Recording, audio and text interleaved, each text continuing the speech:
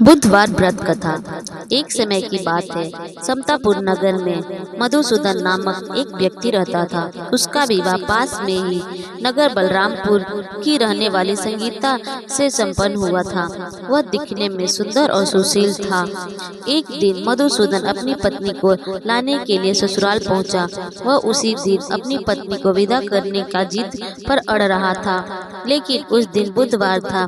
पत्नी के घर वाले समझाने लगे कि बुधवार के दिन यात्रा करना अशुभ होता है। संगीता के घर वालों को उसको बुधवार के दिन ही विदा करना पड़ा।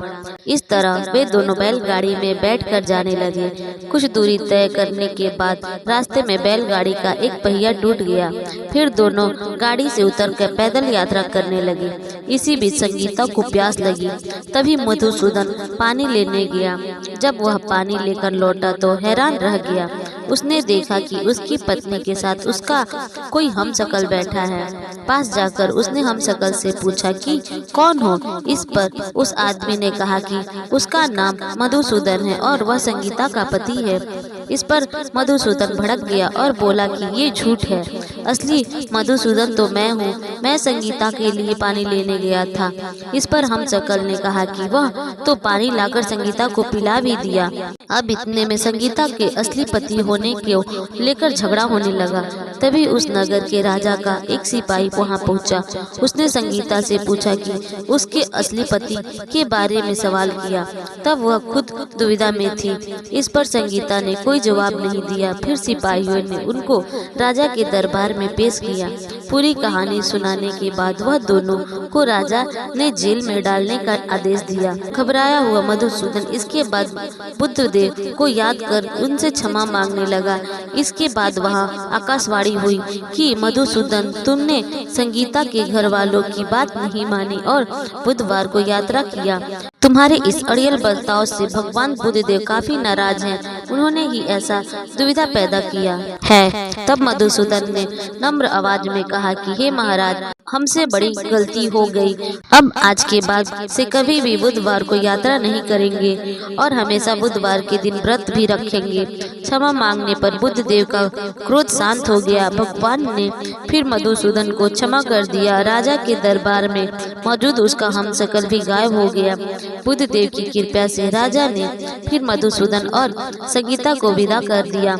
राजमहल से जैसे ही वे आगे बढ़े तो रास्ते में बैलगाड़ी भी सही सलामत मिल गई। दोनों एक साथ खुशी खुशी अपने नगर लौट आए। इसके बाद से वे हर बुधवार का व्रत रखने लगी। उसका जीवन सरल और सुखमय हो गया। उनके काम काज में भी उन्नति हुई। बुधवार व्रत पूजा विधि। बुधवार के दिन सुबह जल्दी उठकर सबसे पहले अपने घर की सफाई करें। फिर स्नान करके हरे रंग का कपड़ा पहने। इसके बाद भगवान गणेश की पूजा करें। भगवान गणेश को धूप, दीप, कपूर, चंदन और फूल अर्पित करें। भगवान गणेश को ध्रुवा घास अवश्य चढ़ाएं। भगवान गणेश के मंत्रों का जाप करें। गणेश जी की आरती उतारें। बुध व्रत कथा पढ़ना बिल्कुल भी ना भूलें। अंत में गणेश भगवान को लड्डू का भोग लगाएं। बुधवार व्रत का महत्व। मान्यता है कि बुधवार का व्रत करने से सारे काम निर्विघ्न पूरे हो जाते हैं। इस व्रत के पूर्ण प्रभाव से घर परिवार में सुख समृद्धि आती है, साथ ही बुद्धि तेज होती है। कहते हैं जो व्यक्ति लगातार 7 बुधवार व्रत भगवान गणेश की विधि विधान पूजा करता है, उसके घर में अन्न के भंडार और धन की कोई कमी नहीं रहती। वैदिक ज्योतिष के अनुसार इस दिन व्रत रखने से कुंडलियों में बुध ग्रह भी मजबूत होते हैं। बुधवार व्रत के नियम। व्रत वाले दिन व्यक्ति को प्रातः काल में उठना चाहिए। बुधवार व्रत कथा सुनने के दौरान बीच में आसन नहीं छोड़ना चाहिए। इस व्रत में पूरा दिन फलाहार करें। शाम के वक्त पूजा के बाद एक वक्त का भोजन करें। बुधवार व्रत में मूंग दाल का हलवा, दही या फिर हरी वस्तु से बने भोजन का ही सेवन करना चाहिए। इस दिन हरे रंग के वस्त्र, फूल और सब्जियों का जरूरतमंदों को दान भी करें। बुधवार व्रत के मंत्र।